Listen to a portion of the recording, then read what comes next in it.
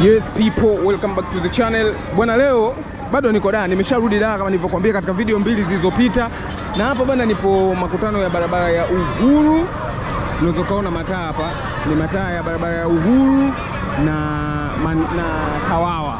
Yeah, lengo la kuja hapa ni nini? Lengo la kuja hapa ni kuangalia hali ya utekelezaji wa ile kauli na au kuna fananaje sasa hivi katika barabara hii ya Uhuru na Msimbazi baada ya tangazo kutoka jiji kwa wafanyabiashara ndogo ndogo almaarufu wa machinga wapishe barabara hizi ili ziweze kupumua, kupunguza foleni kwa in short na msongamano. So ndio nimekuja leo tuje kutembea kwa sababu na siku nyingi sipo Dar na hili jambo limenikuta wakati niko nje, so nataka nione hii mitaa inafananaje. Hapa mitaa, so hapa nipo barabara ya Uhuru, unaweza kaona hapa ndo makutano ya Uhuru na Kawawa. So twenzetu tuweze kuona kuna fananaje baada ya tangazo lile pale. Mimi naitwa Navigator Chinduli. Usisahau kusubscribe, kulike, kucomment na kushare twenzetu. Kwa hivyo halmashauri ya jiji imefikia mwafaka wa kuchukua hatua kwamba watu wa wafanyabiashara ndogo ndogo almaarufu wa machinga wapishe katika sidewalk, lakini pia watu wa bajaji na bodaboda waache kutumia zile sidewalk kwa kuendeshea, labda tunaweza tukasema, kwa sababu hilo mimi ndio jambo ambalo nilikuwa nalililia sana kwa sababu sidewalk zilikuwa haziheshimiwi hasa kwa watu wa vyombo vya moto. Mimi si muumini wa kusema vyombo vya moto vile visiingie mjini, hapana. Mimi natamani viendelee kuingia mjini, lakini zituachie sidewalk ili naoenda kwa miguu nao waweze kutembea. So twende tuone baada ya agizo hilo nini kinaendelea katika barabara hizi mbili ya Uhuru ambayo ndio hii ambayo tupo sasa hivi na Msimbazi.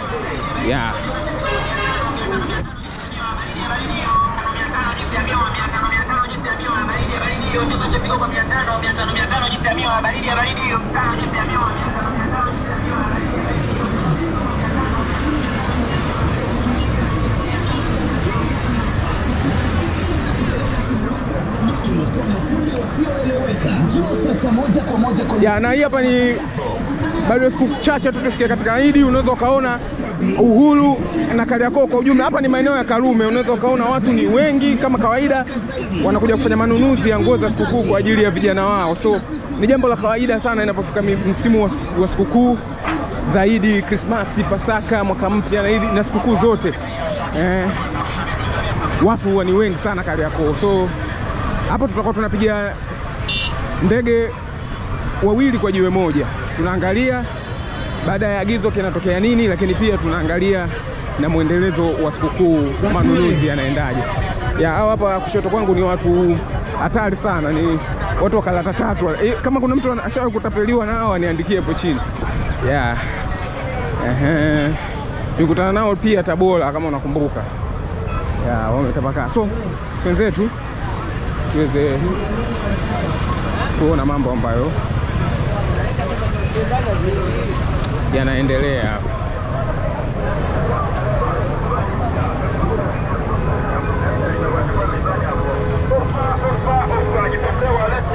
Lakini pia wewe unayo nafasi ya kuniandikia hapo chini kama mdau, una suggest nini katika suala hili hapa la wamachinga. Wewe unaonaje? Nini kifanyike? Niliwahi kuwauliza baadhi yao kwamba vipi mkienda Machinga Complex, wakasema Machinga Complex imekuwa ni ngumu, mara mambo ya kodi.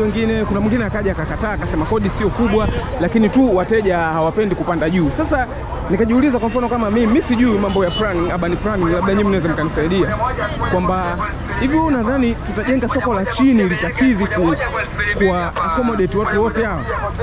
Mimi sidhani kama tunaweza tukafanya hivyo, kwa sababu sasa hivi kwa mfano kama pada watu wote wanataka wakae front. Hata soko la chini pia tukijenga haliwezi kuwatosha. Kwa hivyo kilichopo kwangu mimi naona wote wakubaliane. Wengine waende Machinga Complex, wengine waende soko jipya la Kariakoo.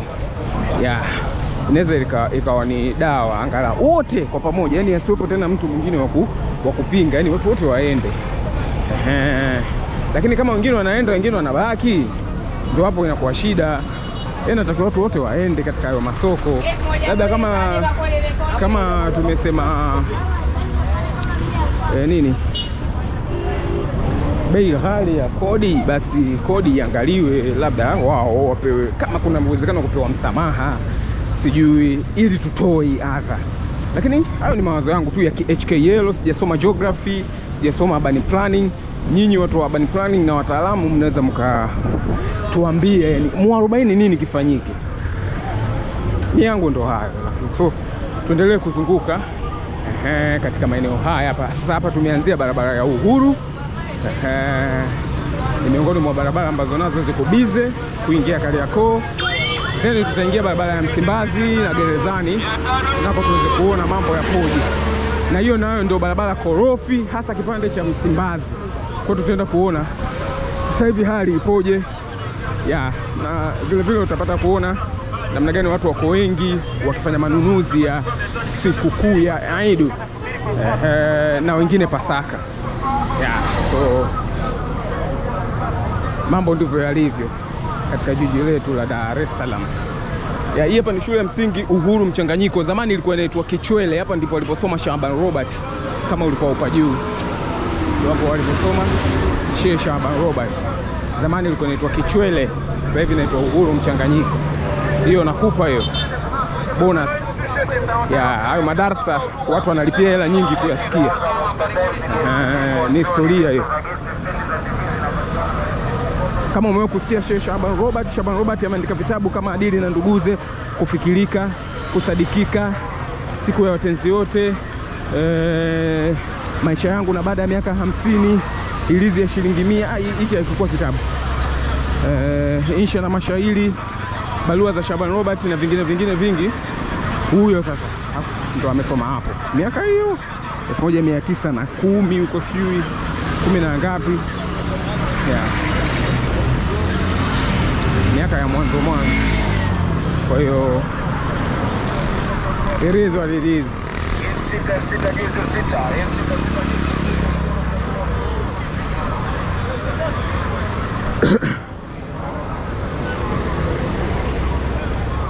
Ile hapa mbele ni jengo maarufu linaitwa China Plaza. Kama utafika Kariakoo, basi ni miongoni mwa majengo maarufu sana. Lilijipatia maarufu miaka 2017 wakati liko hot. Nakumbuka hata mimi nilikuja hapa kupanda lift China Plaza, lakini sasa hivi limepungua ile popularity yake, lakini bado ni moja kati ya sehemu ambayo mtu akitaka kukuelekeza anakudirect hapa.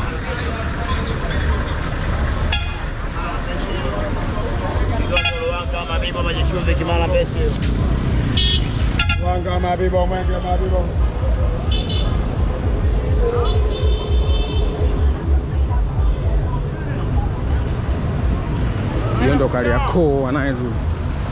So unaweza ukaona Kariakoo ni mji ambao unakusanya watu wengi. Ni mkoa wa kikodi hapa. Unakusanya watu wengi wakija kutafuta riziki hapa. Mimi mwenyewe mishe zangu napiga hapa za uwinga. Kama ushawahi kusikia watu mawinga, na mimi ni miongoni mwao. Kwa hiyo najua Kariakoo ni jinsi gani ambavyo inalisha familia nyingi. So ndo tupo hapa. Kwa hiyo lengo ni kuziacha barabara pasiwe na foleni.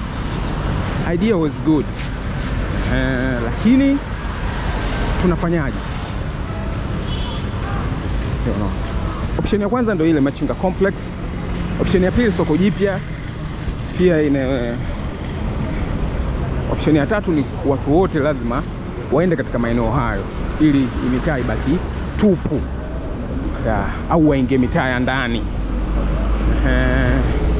Kwa hiyo sijui wewe unafikiriaje? Lakini mimi swala ambalo nitaliunga mkono kwa 100% ni ila hii sidewalk ziwe tuwe tunatembea sisi watembea kwa miguu.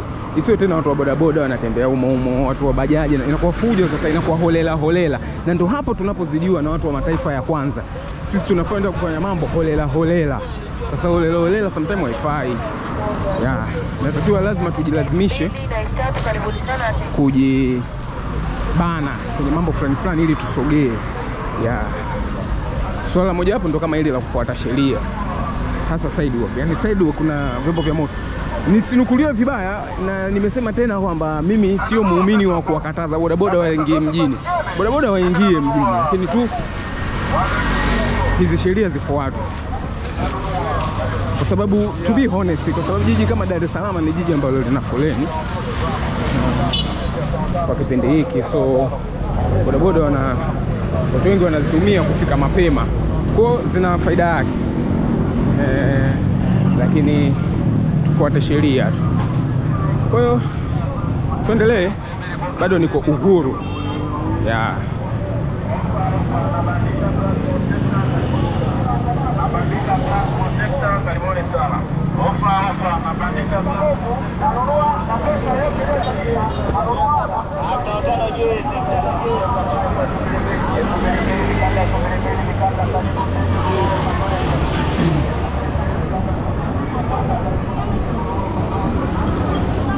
This is Kariakoo Ilala. Wilaya hizi za Dar kama zimegawanyika hivi. Temeke wao wana uwanja wa mpira na bandari, vitu vikubwa hivyo.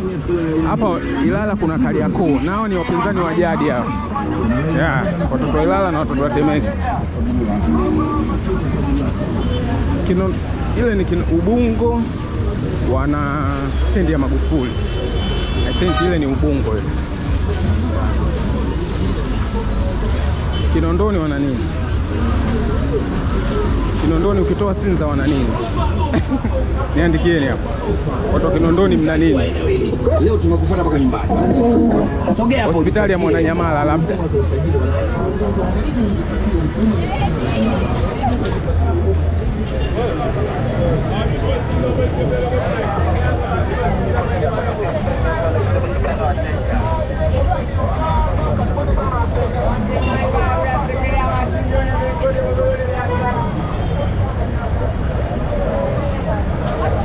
So hapa ni makutano ya Uhuru na Msimbazi.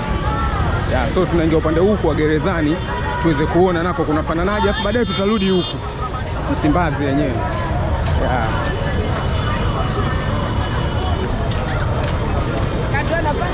Barabarani moto.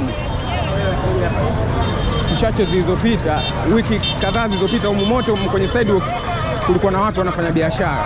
Kwa hiyo baada ya katazo wamesogea pembeni. So ndio unaona kunaonekana hivi sasa. Hii hapa huu ni upande wa gerezani. Afu tutaenda kule Msimbazi.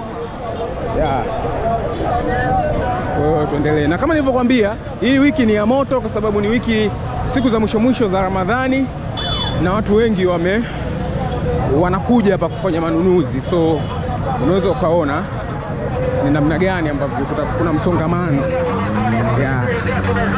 Msongamano.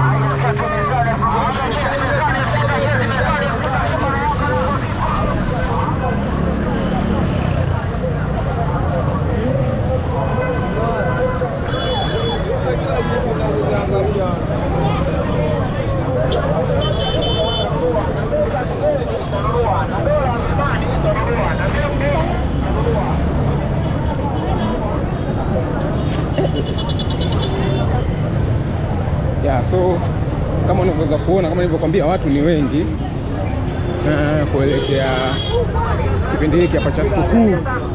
Watu wanakuja na watoto. So kama unaweza kuona, kuendelea hivi mbele ni gerezani. Huku gerezani na stendi ya mwendo kasi. Hatuwezi kwenda huko, hakuna kitu cha kuona, lakini kama unaweza kuona sidewalk ziko safi, hakuna watu. So tuvuke twende upande wa Msimbazi sasa. Tuone na upande wa Msimbazi kuna fananaje baada ya lile tangazo. Wenzetu watu ni wengi.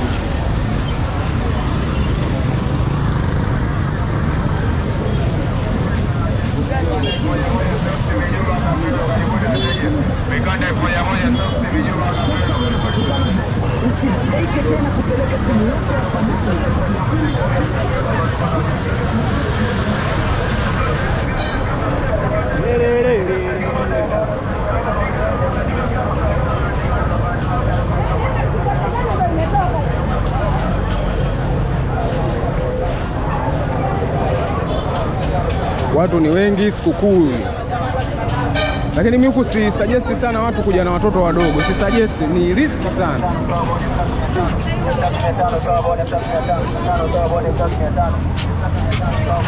Miongoni mwa riski ni kuja huku kipindi kama hiki na watoto wadogo.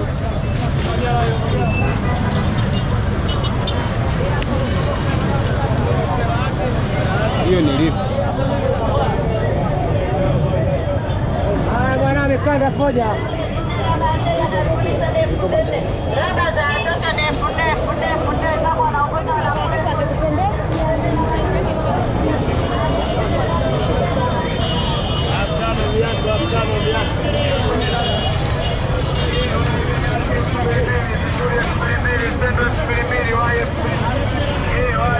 Mi binafsi si suggest kama una watoto wadogo kuja nao huku kipindi cha kama hiki cha kuelekea sikukuu. Ni riski sana. Sijui kwa nini wanawake wanakuwa hawaelewi. Huku msije na watoto wadogo. Mshaelewa? Ni very very risky. Kwa sababu watu ni wengi na utapigwa vikumbo. Na itakuwa rahisi kwako kuibiwa. Maana utakuwa na mambo mawili ya kuyachunga. Umchunge mtoto, uchunge mali.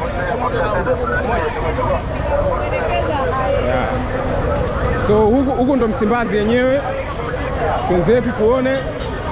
Na hisi ndio ilikuwa point of concentration yenyewe. Ilikuwa ni Msimbazi kwa sababu ni mtaa ambao uko busy na watu ni wengi.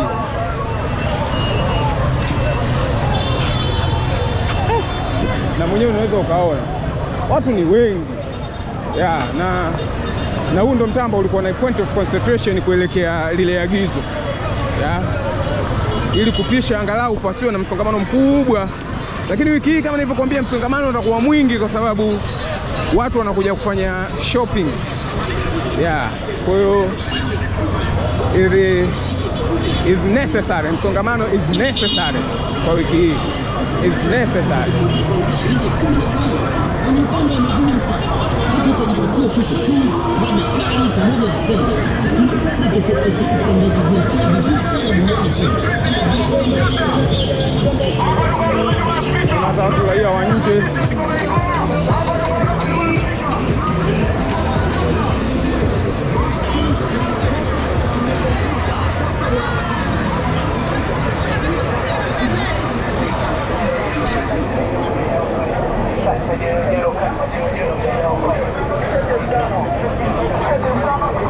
kanifollow kwenye Instagram, nitaposti mitaa ya ndani kuelekea katika kipindi hiki cha manunuzi. Nitaposti kwenye Instagram official Chinduli, follow up.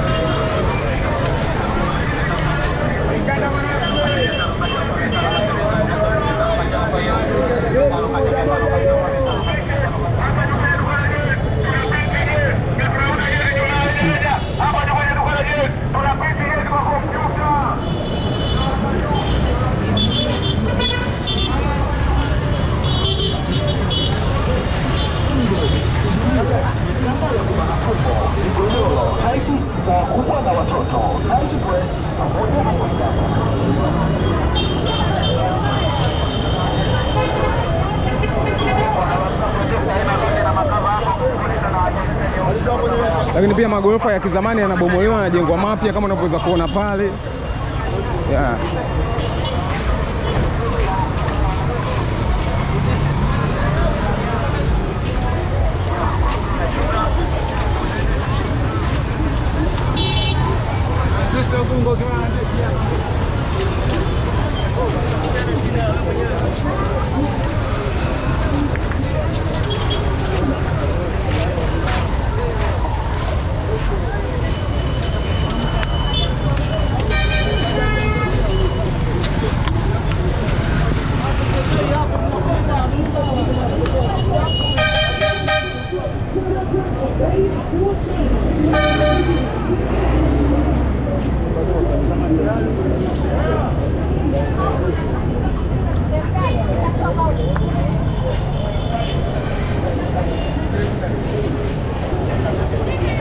No sé si mi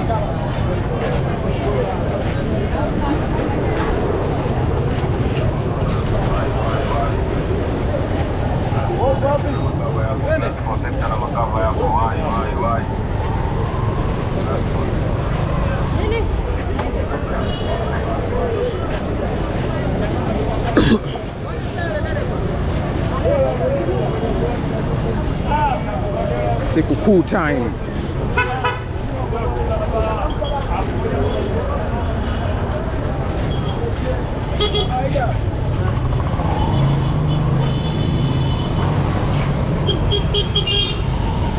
Yeah, so tunaendelea. Nadhani utakuwa unajionea mwenyewe jinsi gani Kariakoo ilikuwa busy kipindi hiki hapa cha sikukuu. Yeah, watu ni wengi na kila mtu anahitaji kufulfill their shopping. Kwa hiyo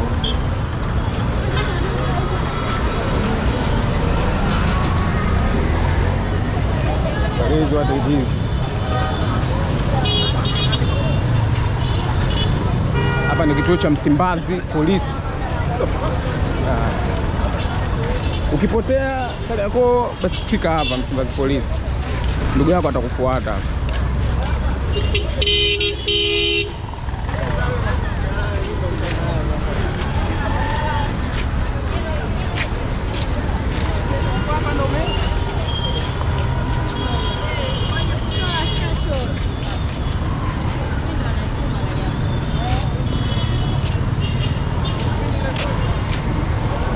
Kama kawa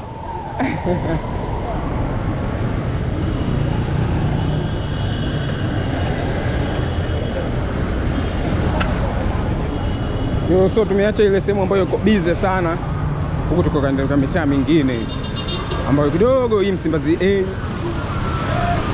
Hapa ni Msimbazi A. Kidogo kumepula. Katika hizi side kunazopita mote kulikuwa na wafanya biashara, so hawapo sasa hivi. Ndio maana unaweza ukaona hata kama mtu anaweza akapita akajimnafasi kiasi hichi. Debate ya swala hilo ni kubwa. Na kila mtu ana mawazo yake. Debate ni kubwa mno. Lakini kuna mawazo makuu mawili. Modernized theory na traditional theory. Modernized, watu wa usasa wanasema ni jambo zuri, lakini watu wa traditional theory, pan-africanisti, wanasema, siwezi kuwaita pan-africanisti, lakini wao wanasema si jambo zuri, na wote wana pointi zao. Wewe kwa upande gani? Mimi sina upande hapo. Ni kazi yangu kuzurura. Yeah. Mimi hapo sina upande. Sio ukaniuliza wewe na Vigieta uko wapi? Mimi sina upande. Hapa na sasa nenda hivi.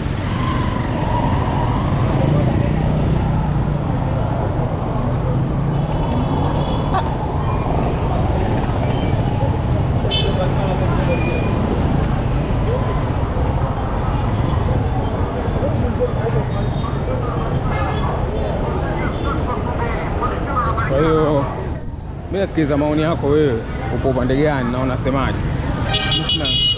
Mimi kazi yangu nimekuonesha mambo jinsi yalivyo katika maeneo haya hapa ya Kariakoo kipindi hiki hapa ambacho tangazo hilo limetoka. Mimi swala la sidewalk kama nilivyosema, ili naliunga mkono kwa 100%, hasa vyombo vya moto kutumia sidewalk haijawa poa. Lakini sikatai watu wa bodaboda kuja mjini, mtu asininukuu vibaya.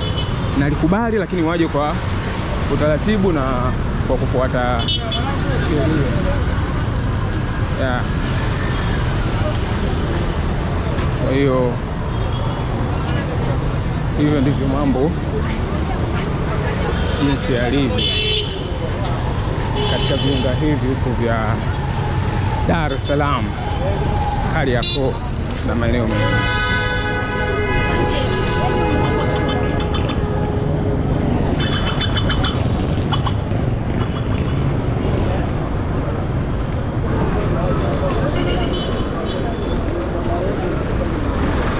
hapa stendi ya Sinza. Hiyo gari ya Kigamboni Muhimbili.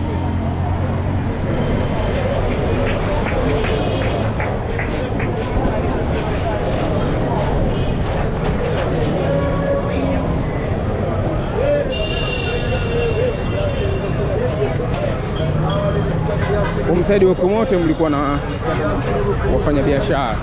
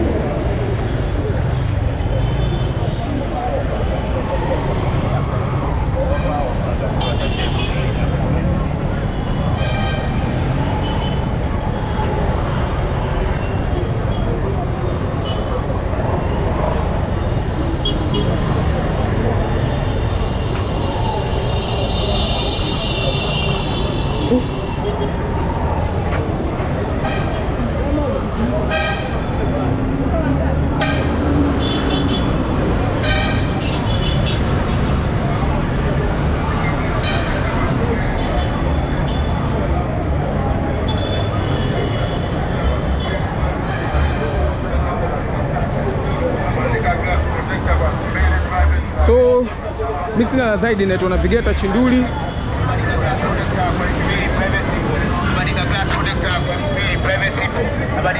Naitwa Navigator Chinduli, na leo kama nilivyokuambia nilikuwa maeneo haya pa barabara ya Uhuru.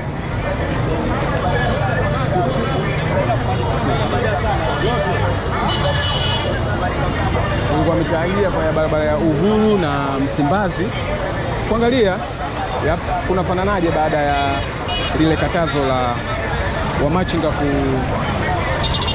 kupanga biashara katika barabara. So niandikia hapo comment yako, lakini pia usisahau kusubscribe, kulike, kucomment na kushare. Tukutane katika video inayofuata. Hapa ni Msimbazi.